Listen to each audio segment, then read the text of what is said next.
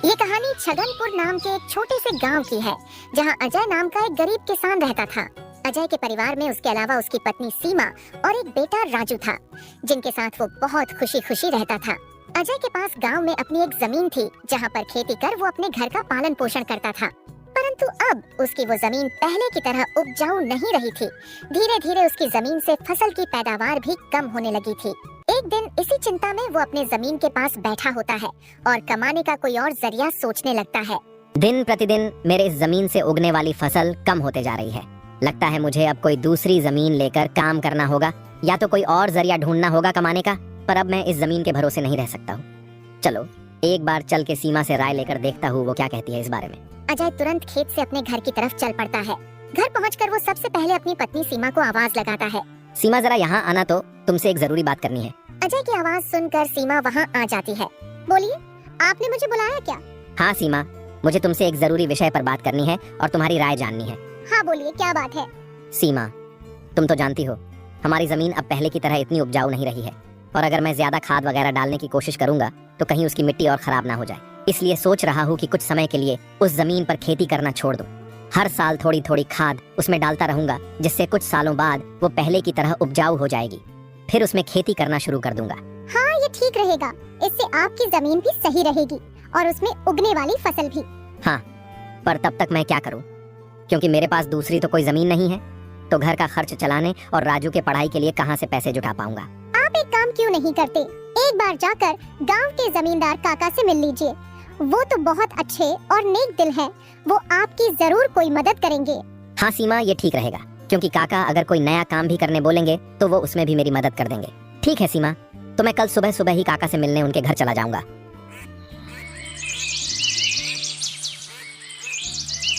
अगली सुबह अजय जमींदार से मिलने उसके घर के लिए चल पड़ता है। जमींदार के घर के बाहर पहुंचकर वो जमींदार को आवाज लगाता है। क्या आप घर पर हो? अजय की आवाज सुनकर जमींदार बाहर आता है। अरे आओ अजय बेटा, बोलो क्या हुआ? कुछ काम था क्या? हाँ काका, आपकी एक मदद चाहिए थी। हाँ बोलो ना बेटा, मैं किस प्रकार तुम्हारी मदद कर सकता हूँ? अजय फटाफट से जमींदार को अपने खेत की हालत बता देता है। तो इसमें परेशान क्या होना बेटा? काका, मेरे पास एक ही जमीन है जिस पर खेती कर मैं अपने घर का खर्च चलाता हूँ, और मैंने आज तक खेती के अलावा कोई दूसरा काम भी कभी किया नहीं। तो अब यही नहीं समझ रहा है मैं क्या करूँ। बेटा, खेती के अलावा दूसरा काम क्यों करना? तुम एक काम करो, मेरे पास गांव के बाहर एक जमीन है, तुम उस पर खेती करो। काका, पर इससे तो आपका नुकसान हो जाएगा। नहीं बेटा, कोई नुकसान नहीं होगा। इसी बहाने तुम मेरी जमीन की देख रेख भी करोगे, क्योंकि अब तो मेरी उम्र भी हो गई है और मेरा बेटा भी शहर में रहता है। तो इससे तुम्हारा भी भला हो जाएगा और मेरी भी थोड़ी जिम्मेदारी कम रहेगी। ठीक है काका, अगर ऐसी बात है तो मैं कल से ही उस खेत पर काम करने चला जाऊंगा। अजय जमींदार को धन्यवाद कहकर वहाँ से अपने घर के लिए निकल जाता है। अजय अपने घर पहुंचकर सीमा को सारी बात बता देता है। ये तो बहुत अच्छा है, यानी आपकी सारी चिंता ही खत्म हो गई। हाँ सीमा, अब मैं काका के खेत पर बहुत मेहनत करूंगा और कोशिश करूंगा कि एक दो और खेत खरीद लूं, क्योंकि भविष्य में ऐसी समस्या आए तो उसके लिए हम तैयार रहे।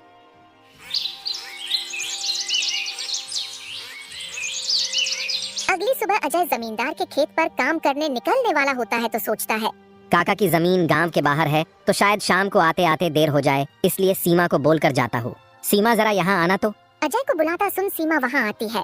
बोले, आपने बुलाया मुझे? हाँ सीमा, सुनो, काका का खेत गांव के बाहर है, तो मुझे शाम को घर लौटने में थोड़ी देर भी हो सकती है। तो अगर मुझे देर हो जाए तो तुम और राजू खाना खाकर सो जाना। ठीक है, पर अपना ध्यान रखना। और हाँ, 1 मिनट रुकना, मैं आपके खाने का डिब्बा लेकर आती हूँ, वो लेकर ही जाना।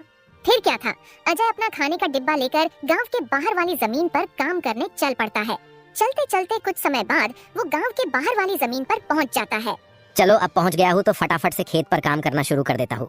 अजय अपनी कुदाल उठाकर खेत पर काम करना शुरू कर देता है। अजय को अभी काम करते कुछ समय हुआ ही था कि तभी पीछे से एक सांप आकर उसे काट लेता है। सांप के काटने के कुछ समय में ही अजय चक्कर खाकर वहीं गिर जाता है। यहाँ अजय सांप के काटने से बेहोश हो चुका था, पर गांव के बाहर होने के कारण उसकी खबर अब तक उसके घर वालों को नहीं चलती है।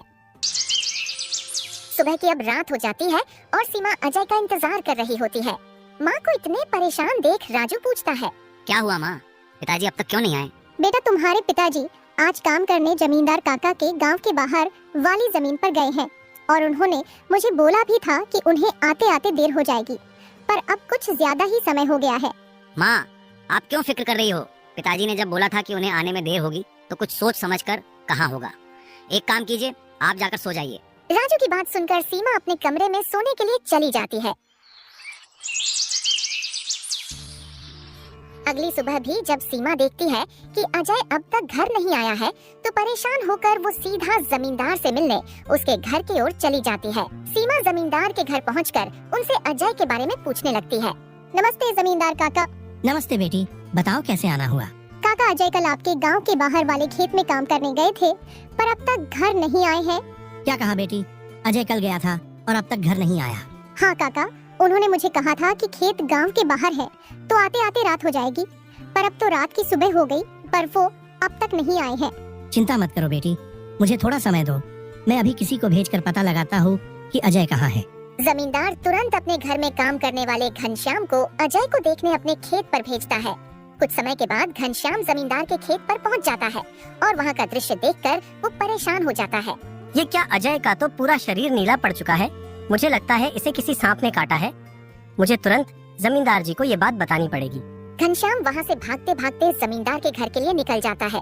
घनश्याम जैसे ही जमींदार के घर पहुँचता है उसके कुछ कहने से पहले ही जमींदार उससे पूछने लगता है। क्या हुआ घनश्याम बेटा, तुम इतना दौड़ते हुए क्यों आए और क्या तुम्हें अजय मिला? घनश्याम जमींदार को सारी बात बता देता है जो उसने खेत में देखी थी। घनश्याम जब जमींदार को सारी बात बता रहा होता है तभी वहाँ पास में खड़ी सीमा भी सारी बात सुन लेती है और रोने लगती है। घनश्याम, तुम सबसे पहले वैद्य जी को लेकर वहाँ पहुँचो, मैं सीमा बेटी को लेकर वहाँ आता हूँ। घनश्याम को वैद्य जी के पास भेजने के बाद जमींदार सीमा को समझाने लगता है। सीमा बेटी, पहले तो तुम रोना बंद करो और जल्दी से मेरे साथ चलो, क्योंकि तुम्हारे रोने से अजय ठीक नहीं होगा। फिर क्या था, जमींदार सीमा को लेकर अजय को देखने उसके खेत की तरफ निकल जाता है और घनश्याम वैद्य जी को लेने दूसरी तरफ निकल जाता है। जमींदार और सीमा जब वहाँ पहुँचे तो उन्होंने देखा अजय बेहोश हालात में खेत में गिरा था और उसका पूरा शरीर नीला पड़ चुका था। सीमा अजय के पास बैठकर रोने लगती है। तभी वहाँ वैद्य जी आ जाते हैं। वैद्य जी के आते ही सीमा वहाँ से हट जाती है और वैद्य जी अजय की हालत का जायजा लेने लगते हैं। क्या हुआ वैद्य जी, अब कैसी है अजय की हालत? देखिए जमींदार जी, मैं आपको झूठ बोलकर अंधेरे में नहीं रखना चाहता हूँ, पर अजय की हालत बहुत खराब है। वैसे तो मैंने उसे जहर को काटने वाली औषधि दे दी है, परंतु जहर अजय के अंदर कुछ ज्यादा समय तक रह गया है, जिस कारण वो प्रगाढ़ बेहोशी के हालत में चला गया है। प्रगाढ़ बेहोशी, ये क्या होता है वैद्य जी? प्रगाढ़ बेहोशी के हालत में व्यक्ति जीवित तो होता है, परंतु उसके बदन के हिस्से में हलचल नहीं होती है, और ये अब कब होश में आएगा ये भी नहीं कह सकते हैं। वैद्य जी, तो अब हम क्या करें? देखिए जमींदार जी, अभी के लिए मैं कुछ दवाइयाँ दे रहा हूँ, उसे समय समय पर पानी में मिला कर देना, बाकी तो सब ऊपर वाले के भरोसे हैं। वैद्य अजय की हालत का जायजा लेकर और दवा देकर वहाँ से चले गए। फिर कुछ गांव वाले अजय को लाकर उसको उसके घर के बिस्तर पर लिटा देते हैं। देखो सीमा बेटी, तुम बिल्कुल चिंता मत करना, तुम अजय की अच्छे से देखभाल करो, देखना वो बहुत जल्द ठीक हो जाएगा। और तुम्हें अगर किसी भी चीज की कोई भी जरूरत हो तो मुझे जरूर बता देना, और हर महीने मैं तुम्हारे लिए और राजू के लिए कुछ पैसे भेजता रहूंगा, पर तुम हिम्मत मत हारना। आपका बहुत बहुत धन्यवाद काका, आप हम लोगों की बहुत मदद कर रहे हो। जमींदार फिर वहाँ से सीमा को दिलासा देकर चले जाते हैं। जमींदार के जाने के बाद वहाँ राजू आ जाता है और अपने पिता की हालत देखकर सीमा से उसका कारण पूछने लगता है। माँ, ये पिताजी को क्या हुआ है? बेटा, तुम्हारे पिताजी को कल खेत में सांप ने काट लिया है, जिस कारण वो बेहोश हो गए हैं। माँ, तो पिताजी होश में कब आएंगे? बेटा, वैद्य जी ने कुछ दवाइयाँ दी है और उन्हें समय समय पर पिलाने कहा है। उन्होंने बोला कि उन दवाइयों से वो बहुत जल्द ठीक हो जाएंगे। पर माँ, पिताजी की ऐसी हालत है तो अब हमारे घर का खर्च कैसे चलेगा? बेटा, तुम उसकी चिंता मत करो, मैं हूँ ना, मैं सब संभाल लूंगी। नहीं माँ, आप क्या क्या करोगी? आप पिताजी का ध्यान रखोगी, आप घर संभालोगी कि घर का खर्च देखोगी? माँ, आप बस पिताजी का और घर का ध्यान रखो, मैं अब खेत पर काम करके घर का खर्च चलाऊंगा। राजू की ऐसी बातें सुन सीमा भावुक हो जाती है। नहीं बेटा, तुमको काम करने की कोई जरूरत नहीं है, मैं सब संभाल लूंगी, तुम बस अपने पढ़ाई का ध्यान रखो। तुम्हारे पिताजी का सपना है कि तुम बहुत बड़े अफसर बनो और मैं तुम्हें वो बनाकर रहूंगी, भले उसके लिए मुझे कितनी भी मेहनत क्यों ना करनी पड़े। फिर सीमा राजू को वहाँ से पढ़ने भेज देती है। मुझे अब कुछ करना ही होगा, क्योंकि मैं अब अजय का ठीक होने का इंतजार तो नहीं कर सकती हूँ। मुझे अब खुद जाकर खेती करनी होगी और हो सके तो कोई और काम भी देखना होगा। अगली सुबह सीमा सीधे जमींदार से मिलने पहुँच जाती है। नमस्ते जमींदार काका। नमस्ते बेटी, बताओ कैसे आना हुआ और अजय की तबीयत अब कैसी है? काका, अजय की तबीयत फिलहाल तो वैसी ही है और मुझे आपकी एक मदद चाहिए थी, इसीलिए मैं आपसे मिलने चली आई। बोलो ना बेटी, मैं तुम्हारी किस प्रकार मदद कर सकता हूँ? काका, मैं चाहती हूँ कि जो जमीन आपने अजय को दी थी काम करने के लिए, आप मुझे उस पर काम करने की इजाजत दे दी, ताकि मैं उस पर काम करके अपने घर का खर्च और राजू की पढ़ाई करा सकूं। बेटी, पर तुम्हें वहाँ काम करने की कोई जरूरत नहीं है। मैं हूँ ना, मैं तुम्हारे घर के लिए जो भी खर्च लगेगा हर महीने भेज दिया करूँगा। नहीं काका, आपने अब तक हमारी बहुत मदद की है। अब आप बस मुझे आपके खेत में काम करने की इजाजत दे दीजिए। मैं अब खुद काम करके अपना घर चलाऊंगी और अपने बेटे को बड़ा अफसर बनाऊंगी। जमींदार सीमा को बहुत समझाने की कोशिश करता है, पर सीमा जमींदार की बात मानने तैयार नहीं थी। आखिर में सीमा की बातें सुनने के बाद जमींदार सोचने लगता है। मुझे लगता है सीमा मेरी बात नहीं मानेगी, पर अगर वो काम करने इतने दूर जाएगी तो वो अजय का ध्यान नहीं रख पाएगी। एक काम करता हूँ, मैं सीमा को मेरी गांव के अंदर वाली जमीन पर काम करने के लिए कह देता हूँ, ताकि वो खेतों पर काम भी कर सके और अपने घर का ध्यान भी रख सके। ठीक है सीमा बेटी, मैं तुम्हें अपने खेत पर काम करने की इजाजत तो दे सकता हूँ, पर तुम्हें मेरी एक बात माननी होगी। हाँ काका, बोलिए ना। बेटी, तुम्हें मेरे गांव के बाहर वाले खेत पर काम करने की कोई जरूरत नहीं है। मेरे पास तुम्हारे घर के नजदीक भी एक खेत है, तुम वहाँ काम कर सकती हो, ताकि तुम अपने घर का और अजय का दोनों को ख्याल रख पाओगी। काका, ये तो और भी अच्छा रहेगा, इससे तो मेरी बहुत मदद हो जाएगी। बेटी, पर एक छोटी सी समस्या है, वो खेत बाहर वाले खेत से थोड़ा छोटा है। हाँ तो कोई बात नहीं है काका, वो खेत मेरे घर से नजदीक है, वही बहुत बड़ी बात है। मैं खेत में काम करने के साथ साथ दूसरे के घर का काम भी करना शुरू कर दूंगी, ताकि उन पैसों से मैं राजू की पढ़ाई का खर्च निकाल सकूं। बेटी, पर तुम्हें इतना काम करने की क्या जरूरत है? काका, मुझे काम करना ही होगा। अजय का सपना था कि राजू पढ़ लिख कर बड़ा आदमी बने। अगर मैं मेहनत नहीं करूंगी तो उसका सपना अधूरा रह जाएगा।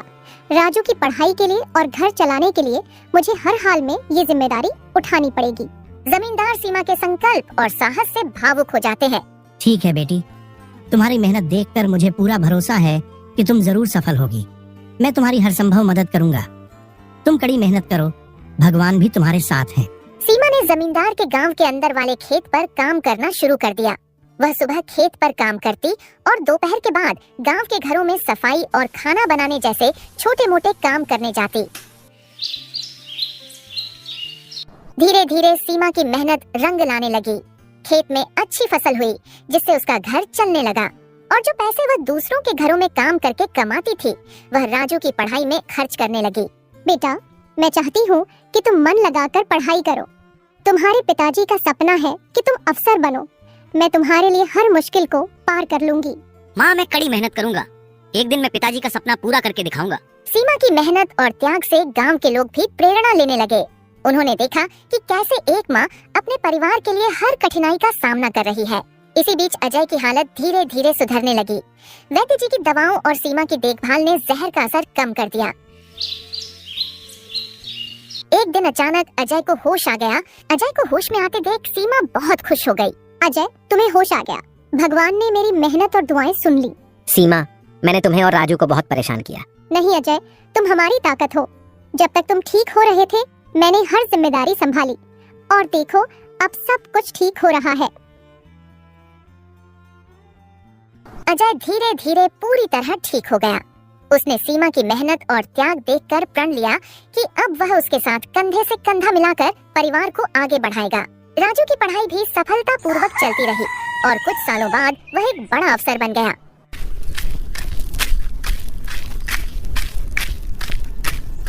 माँ, पिताजी, मैं आज जो कुछ भी हूँ वह आपकी मेहनत और त्याग के कारण हूँ। नहीं बेटा, ये सब तुम्हारी माँ का बलिदान है। उसने हमारे परिवार को बचाने के लिए हर मुश्किल का सामना किया। सीमा का त्याग और अजय का साथ, दोनों ने मिलकर एक नई मिसाल कायम की। गांव वाले अब भी उनकी इस कहानी को आने वाली पीढ़ियों को प्रेरणा के रूप में सुनाते हैं। इस तरह माँ का त्याग की यह कहानी हमें सिखाती है कि एक माँ का समर्पण किसी भी चुनौती को पार कर सकता है और परिवार को जोड़ कर रखता है। दोस्तों, तो इस तरह की और शानदार और मजेदार कहानियाँ देखने के लिए हमारे इस चैनल को जल्द से जल्द सब्सक्राइब कर लें।